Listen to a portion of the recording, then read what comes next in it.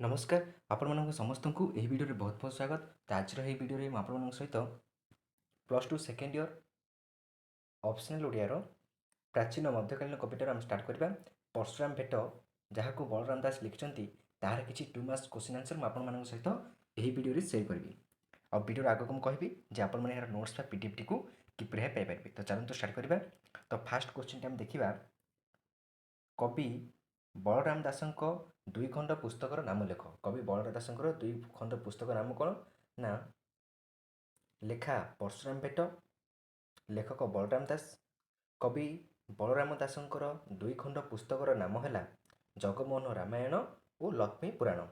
Next देखा राम सीता बह पर मिथिला कटकरू आसला बेले राजा मैंने से कौन देते ना लेखा परशुराम भेट, लेखक बलराम दास। राम सीता बह पर मिथिला कटकरू आसला बेले राजा मैंने से विभिन्न कौन उपहार देते। नेक्स्ट देखा सिद्ध वन में क्या सहित भेट हेले विपदर आशंका रही वशिष्ठ कहते ना लेखा परशुराम भेट, लेखक बलराम दास बा कवि कविता आप लिखिपारे। सिद्ध वन में परशुराम सहित भेट हेले सिद्ध वन में क्या सहित ना परशुराम सहित भेट हेले विपदर आशंका रही वशिष्ठ कहते। 1 मार्क्स आसपे। सैन्य सामंत जाई राजा दशरथ को कौन कहले? सैन्य सामंत जाई राजा दशरथ को परशुराम आସୁଥିବା କଥା कहले। तो मुझे कौन लेखा लेख मुझे कहली। तो आगु खाली आम आंसर देखा। नेक्स्ट परशुराम आगमन कथा शुणी राजा दशरथ अवस्था कौन है ना परशुराम आगमन कथा शुणी राजा दशरथ कौन भयभीत होते। जेहेतु परशुराम क्षत्रिय मान ऐरी थे तो राजा दशरथ कौन भयभीत होते। नेक्स्ट परशुराम क्यों मुद्रा बसते और कि प्रकार वाद्य शुणी क्रोधित हेले ना परशुराम ध्यान मुद्रा बसते वीरत्वर वाद्य शुणी से क्रोधित हेले। जेहेतु राम कौन सीता विवाह कर मिथिला कटकरू अयोध्या यात्रा कर तो कौन धूम सबू वीणा वादन करते वीरत्वर सब वाद्य बजाउते ताकू शुणी परशुराम कौन क्रोधित हेले।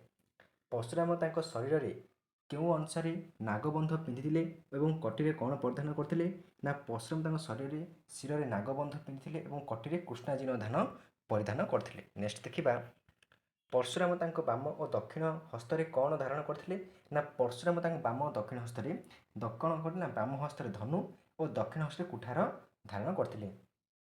परशुराम कहार नंदन थे और क्यों कूल को मंडन करते ना परशुराम रेणुका नंदन थे और से जमदग्नि कूल को मंडन करते। नेक्स्ट देखा मेरुहुं गुरु ब्रजहुं आंट यह क्या विषय कहुई ना लेखा परशुराम भेट, लेखक बलराम दास। मेरुहुं गुरु गरु एवं ब्रजहुं आंट यह शिवधनु विषय कहुई परशुराम कहते। तो ये परशुराम भेट। नेक्स्ट टाइम सहर सुंदर सब डिस्कसन करवा। तो मुझे कौन option Odia India wise 2 marks question answer मुझे डिस्कसन करी। मुझे पूर्व 1 मार्क्स अलरेडी कौन यूनिट वाइज डिस्कसन कर सारी। जब आप देखी ना चैनल से देखिपारे। तो thank you to all for watching this video. जब आप नोट्स चाहती डिस्क्रिप्शन में टेलीग्राम ग्रुप लिंक दे देती से आप नोट्स पाइपर।